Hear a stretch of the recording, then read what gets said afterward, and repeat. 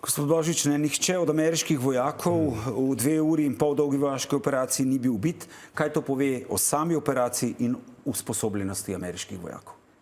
Torej, treba povedati, da operacija kot sama mogoče res trajala 2 uri, pa nekaj več, ampak priprave na njo so potekale kar dolgo časa in videti, mislim, iz tega lahko vidimo, kako sposobni so tako obveščevalne službe, ki so večino podatkov priskrbele za uspešno operacijo, predvsem obveščevalne službe, da so priskrbele vse te podatke, da so lahko naredili trening, suhi trening pred samo izvedbo naloge. Treba povedati, da ni samo Delta Force to naredila, torej specialna enota, ampak je v vseh domenah torej bojevalo se je z sateliti, z kibernetskimi napadi, z zračno zaščito, torej vse domene so bile uporabljene in sinhronizirane točno v določenem trenutku na določenem mestu. Torej, koliko tega je potrebno sinhronizacije in načrtovanja, je verjetno lahko naredi samo ena država in samo ena vojska verjetno v tem trenutku. Kaj pa sama priprave na aretacijo in vdor v Madurino hišo? Trump pravi, tudi še vrat ni mogel zapreti v varni sobi, pa so ga že aretirali. Kako pa ocenjujete to samo aretacijo? Torej, cela operacija je temeljila na presenečenju in očitno to presenečenje se je res zgodilo. Verjamem, da so bili tudi podatki znotraj Madurinega ekipe, torej verjamem, da so dobili tudi obveščevalne podatke in so tudi verjetno delali določene akcije znotraj njegove ekipe.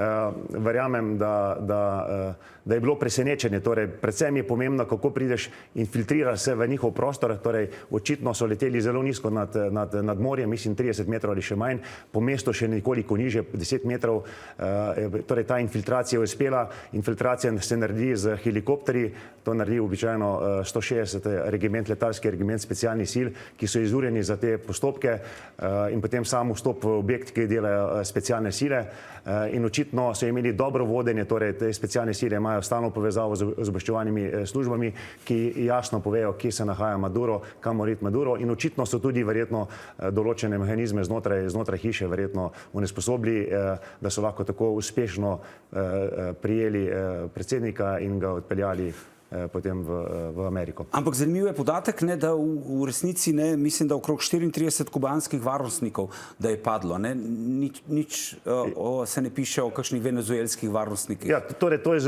zelo pomenljiv podatek, torej da prvo, da ima kubanske varnostnike, ki se je odločil za njih že nekaj časa nazaj in drugo očitno, da verjetno mogoče veliko venezuelske vojske ravno ni bilo pripravljeno umreti za predsednika, to je mogoče ena razlaga. Druga razlaga pa je verjetno, da je bila kontrola, torej same infiltracije ameriških sil, ki so izvedle upad, tako dobra, da so zatemnili komplet komunikacijo, komplet raketne sisteme in da praktično venezuelska vojska ni imela z ničemer. Smo videli, da verjetno, mislim, da je s puško, da s kalašnikom so naredili par lukenj na helikopterje, to je bilo tisto, kar so lahko naredili.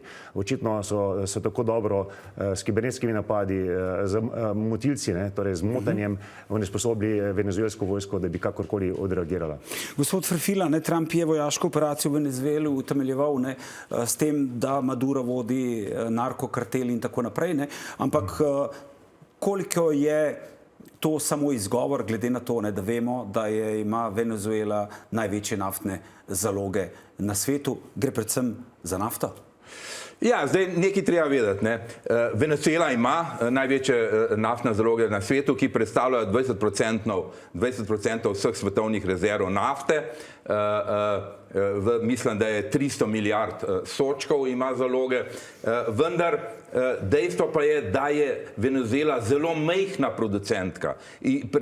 Torej naftni output Venezuele predstavlja samo 1% svetovnega outputa, ampak dejansko zaloge pa so pomembne. Treba je povedati tudi to, da je venezuelska nafta izredno, bi rekel, težka surova nafta, vendar bi rekel, te ameriške rafinerije v centralnem delu Amerike pa so usposobljene ravno za predelavo te nafte. Se pravi, tu je neka kompatibilnost in seveda dejstvo s tem, da si bo Amerika prilastila te rezerve, da jih bo upravljala, bo seveda spremenilo, bi rekel, zelo poslabšalo položaj OPEC-a in povečalo, bi rekel, kotacijo Amerike na naftnem trgu in seveda tudi kotacijo ameriškega dolarja. Ameriški dolar BRICS valute, juan, druge valute so počasi izrinile, s tem pa se je, bi rekel, z velikim skokom povrnil dolar nazaj na prestol. Gospod Božič, venezuelski obrambni minister je povedal, da so po vsej državi aktivirali oborožene sile in policijske enote, da bi odbile imperialistično agresijo ZDA. A sta venezuelska vojska na podlagi tega, kar smo videli, in policija v resnici sploh sposobna obraniti ozemeljsko celovitost Venezuele, po vašem mnenju, če se Američani odločijo za napad? Mislim, da ne, ampak verjamem, da to so morali narediti, to je pač normalen postopek. Verjamem tudi, da Američani ne bojo šli za kopensko silo na Venezuelo. Mislim, da so naredili svoje. Treba samo poudariti, da so Delta Force spremljali civilne organe pregona in so civilni organi pregona na podlagi odredbe pravosodnega ministrstva prijeli Maduro. Torej, oni so samo bili eskorti in podpora praktično civilnim organom pregona, ki so naredili aretacijo predsednika Madure. Preden nadaljujemo, poglejmo, kakšne so trenutne razmere v Venezueli, kako jih vidita domačin in Slovenka, ki prav tako živi tam, ter kakšne so reakcije na Trumpove grožnje predsednikom Kolumbije in Kubi ter možni ameriški priključitvi Grenlandije. Tisti, ki so na oblasti, imajo vse, kar potrebujejo. Na drugi strani pa navadni ljudje živijo v revščini. Tako življenje v Venezueli opisuje Slovenka, ki tam živi že več kot 70 let. Penzija se dobi sedaj niti $1 na mesec. In veliko jih je izgubilo službo, ker so vso industrijo uničili.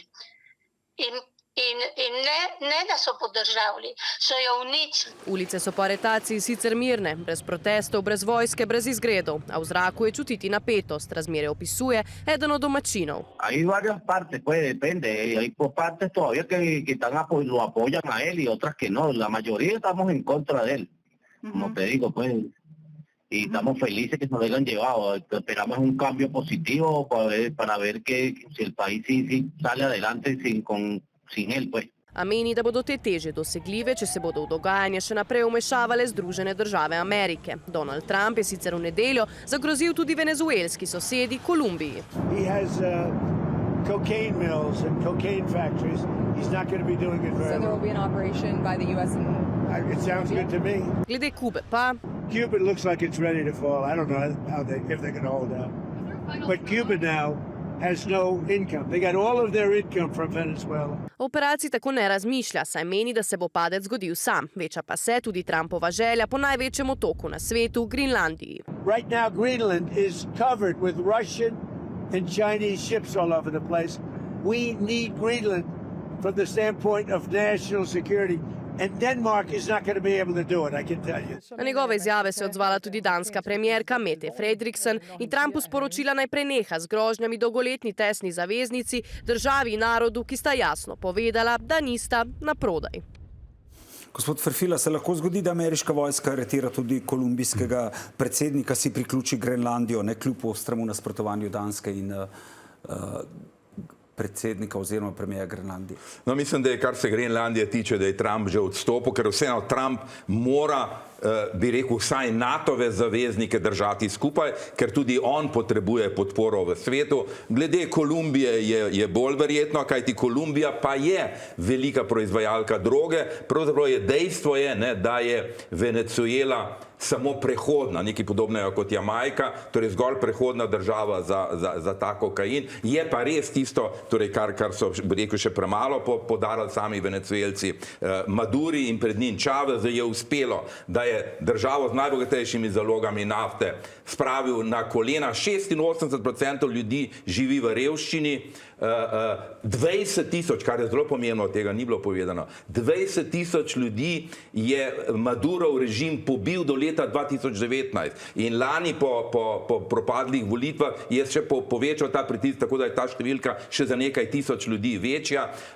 270% inflacija, tako da dejansko torej, to je bil uničevalec gospodarstva in ogromno časa bo trajalo, da se bo to lahko postavilo na normalne noge. Kaj pa ta aretacija Madure pomeni za odnose med ZDA, Kitajsko in Rusijo? Nekateri menijo zdaj, to je zdaj odprta karta za Tajvan, da ga Kitajci napadajo.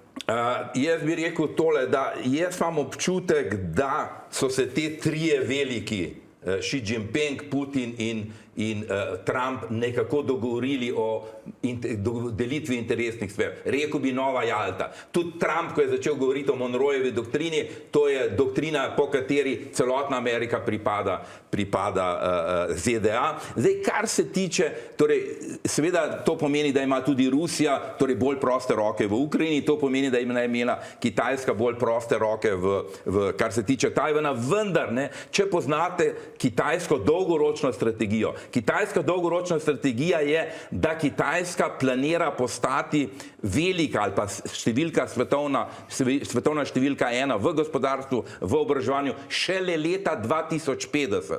In do takrat kitajska partija ne načrtuje, bi rekel, velikega agresivnega nastopanja v svetovni skupnosti, ampak predvsem obrnitev navznoter, se pravi na gospodarsko rast in na krepitev oborožene moči. Tu moramo vedeti, da kar se tiče jedrskih konic, sta ZDA in Rusija daleč naprej. Imata približno 20.000 jedrskih konic, medtem ko vse ostale države, vključno Kitajsko, nekaj 100.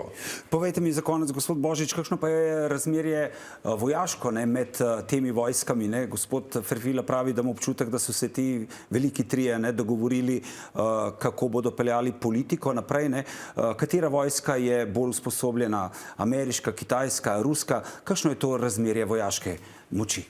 No, verjamem, da je tudi danes, kar smo videli, da je in izkušnje, ki jih ima ameriška vojska, verjetno ameriška vojska še vedno v prednosti, predvsem za tehniko, usposobljenostjo in izkušnjami, ki so jo dobili skozi spopade oziroma skozi operacije v preteklosti. Verjamem, da se ruska vojska približuje temu skozi enormne izkušnje, ki jih pridobiva v Ukrajini. Kitajska pa to dobro spremlja in verjetno tehnološko z velikimi koraki dosega Ameriko, če mogoče na določenih področjih že ne presega Amerike.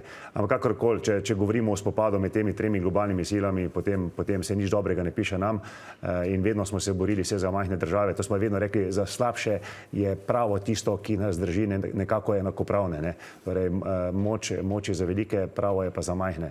Torej, jaz upam, da spoštovanega profesorja Ferfilo občutki ne varajo in da računamo na pravo. Tako da upam, da se res mogoče še niso dogovorili, ker verjamem, da bo potem drugačen svet. In računamo na pravo. Najlepša hvala, da ste bila naša gosta. Hvala vam.